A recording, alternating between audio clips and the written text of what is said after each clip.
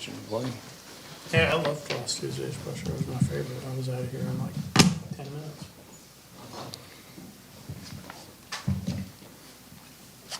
Camera's good?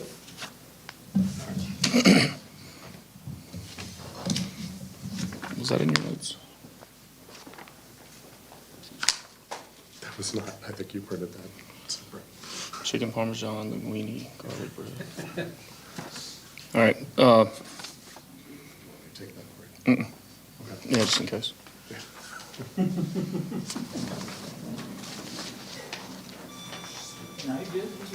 It's okay. You want to join? Chris, come on, Craig. Come on, Chris. All right. All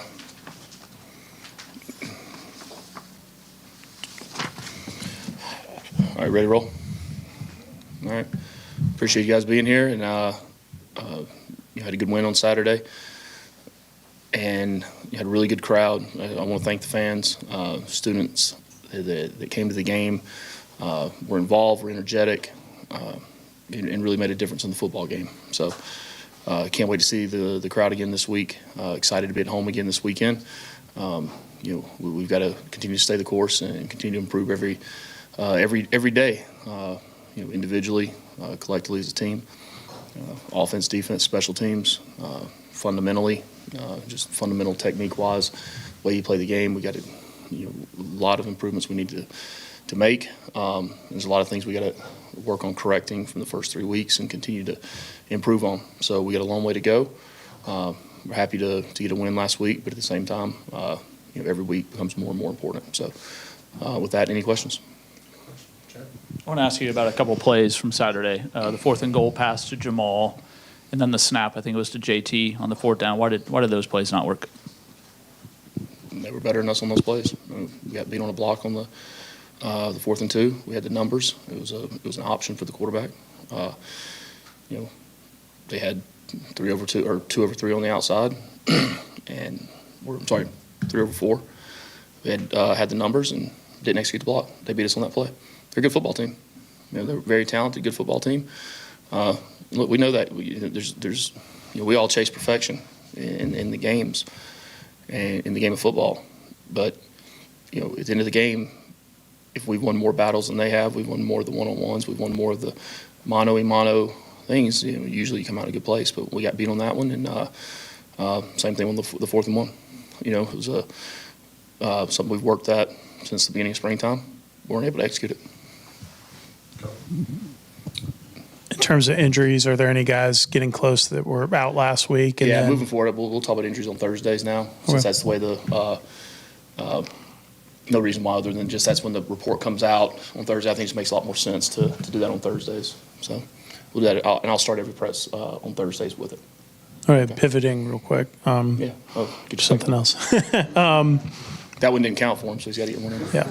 In terms of just the special teams and the growth you've seen in that unit this year, kind of how would you evaluate where they're at this year, and what are some things you want to see kind of improved upon there? Yeah, I mean, we got a lot of things to improve on. I think we've made a lot of progress from last season. I can't say enough the job that Tim Salem and Brendan Farrell have done. I mean, just 2 tremendous football coaches that live and breathe special teams and game management and complementary football. I think you're seeing it in the way we play. With that, our coverage units have been good. We got to continue to work on things. We got a lot more volume of special teams to be able to install, and we've done a lot of things that different this year with personnel. It's not just one group goes out there. We have different groups within each special team that allows us to really work to get an advantage. But we got to continue to improve on. We hadn't had a lot of opportunities to get, to cover on kickoffs or get kickoff returns, but that's the nature of college football now. The biggest thing we got to improve on is making sure we don't go to sleep in those opportunities, that when one does come to us to return, that we're on our blocks. All right, when one does get returned out of the end zone, which our cover units have been good, we still got to do a better job of avoiding blocks, of going through blocks when they're in front of us. Coverage on our punt teams, hadn't had a lot of opportunities, but when we have, we got to make sure we make them count.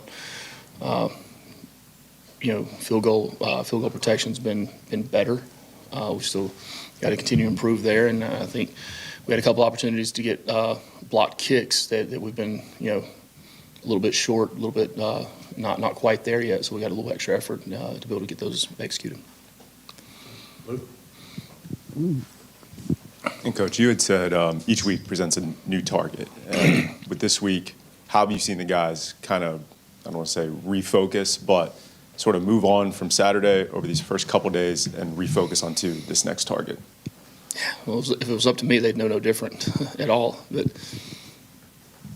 they hear things from other places. So, no, I trust the football team. I believe in this football team. I told them that.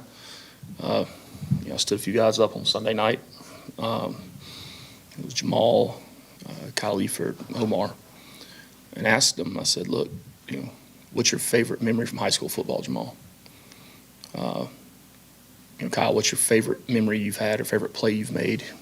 Wearing a GT uniform, and Omar, what was your favorite play last night?" I said, "What do they all have in common? They're in the past. They're just memories for us. We've never played a game here, and one player's ever relied on a play they made in high school to have success in college. So what's the difference? Nothing. There's none. And look, these guys have earned the opportunity to now have this challenge. They've earned that by the way they've played and competed, and earned the outcomes that we all wanted. But every challenge gets bigger. And I told the team after practice the same thing I've said as the week is. Coach Saban used to tell us that more people die on the way down from Mount Everest than on the way up. And you can't relax. You can't relax. You have to be just as prepared, every single week. And there is no crescendo or top. I mean, look, our goals when we started the season were not to win Game 3 of the season. They weren't to win Game 4 of the season. They weren't to win Game 8 or 12. Our goals are a lot bigger than that. Our expectations internally are a lot bigger than that. As long as we keep our heads on the right place and stay focused, I think the other things will take care of themselves. Right? Jackson. Rodney and AJ got to play for the first time on Saturday. How do you feel they played, and just for them moving forward? Yeah, I mean, hopefully they continue to improve. Missed a lot of time being out, but the last couple of weeks we've been working them back into play mode. I thought AJ did a nice job, a really nice job, and he's a big old sucker out there playing in. He uses his hands well, gets extension. Didn't really have necessarily play come his way or make one, but I think a lot of plays are in his future to be made. And when Zach, broke his fingernail off, there's an injury for you, kid. He bent his fingernail back, pulled it off, kept playing though. But Rodney went in early. But he's got to get back in the swing of things. But I thought he did a good job first time being back out there. But you could tell there's some rust out there on him. I know you don't like that term underdog, but you guys now, I think it was your 12th win as an underdog, technically labeled best in FBS since you've taken over at Tech. What do you think that says about what you've done to the program, the perception outside, and everything like that as it's growing? Per NCAA rules, we're not allowed to do any form of wagering. So I don't know favorites, underdogs, and that's all Vegas line stuff. I'm serious. Like, guys, we tell our team to play with no scoreboard and faceless opponent, and then we're going to talk about winning games when you're underdogs. I'm never going to tell these players to do something I'm not going to do myself. Go.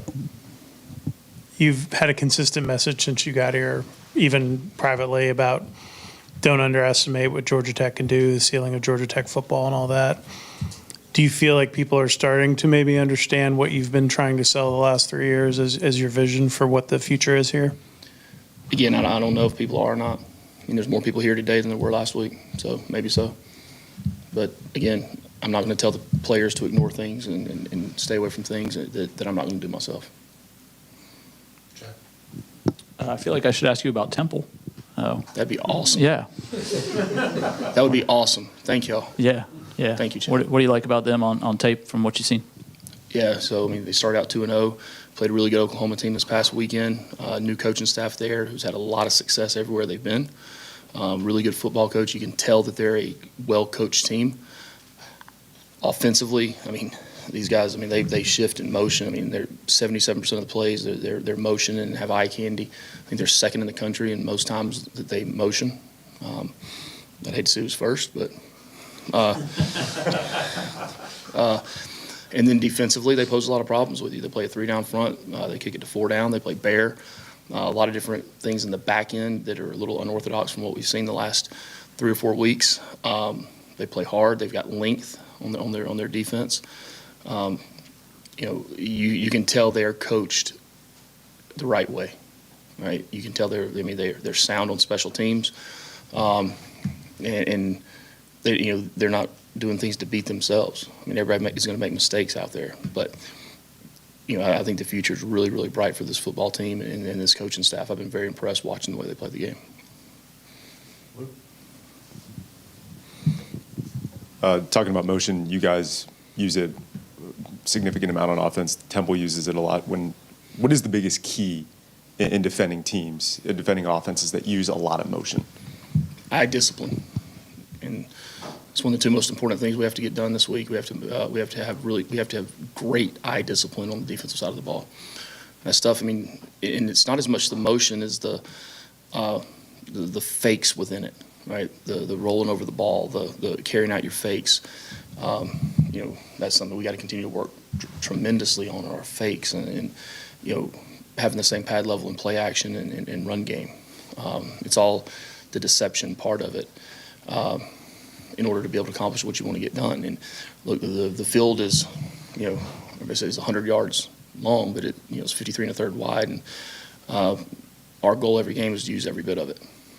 All right, and look, you could take the quarterback and put him under center every time, and put the running back a little bit closer and do some of those things, and you probably think Coach Johnson was out there coaching.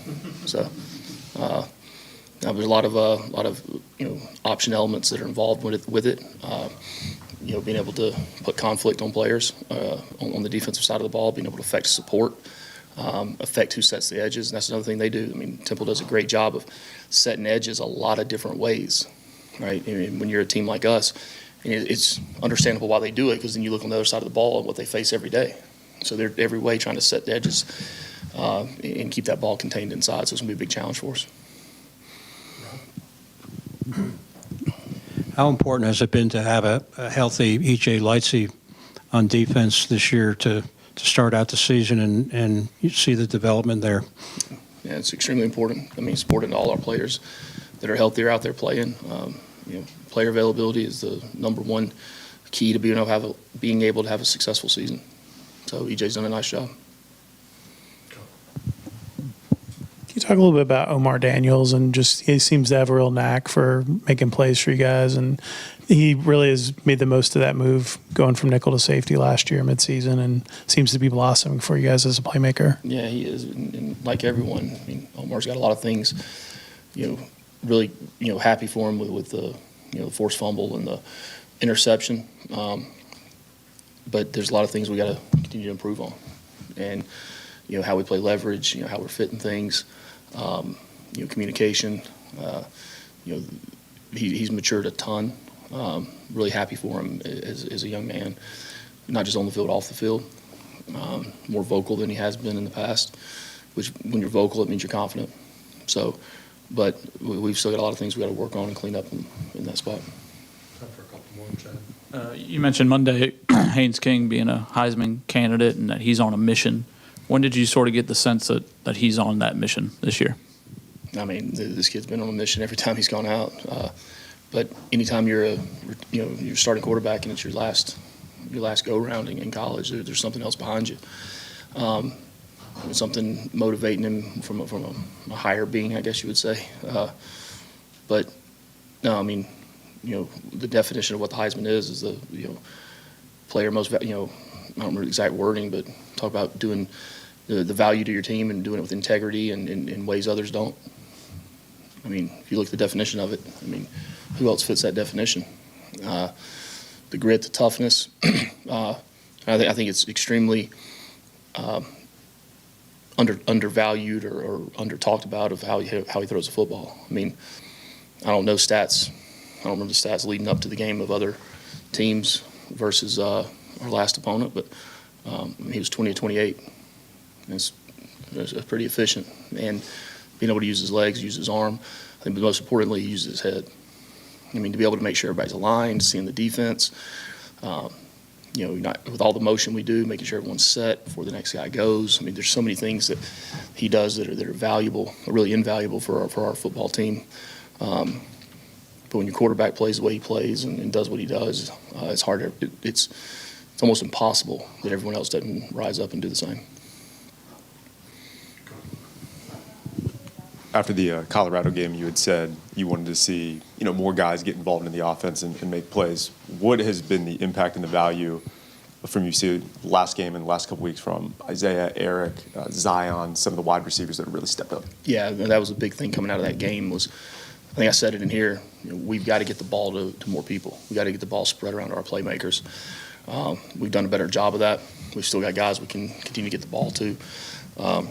There's only so many plays in a football game, so you increase your plays to increase your the way you spread it around, or you once you get into the flow of a game, you really all the planning you did up until then kind of goes out the window in terms of how you play in the game, because every game turns out different. And their team last week, that time of possession had not really been something they were chasing early in the first couple of games they played, and then. You sit there and look at halftime, and I think it was right at 15-15. So you see that statistically at halftime.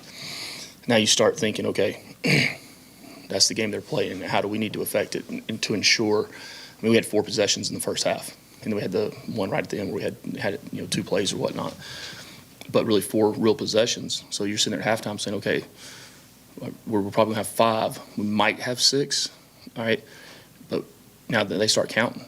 Those possessions are counting, and when you see that team playing the kind of keep away, or whether it was by chance or it was by plan, it's the way it worked out. So then you got to change your tune a little bit in that second half, but with your adjustments how you're playing the big game.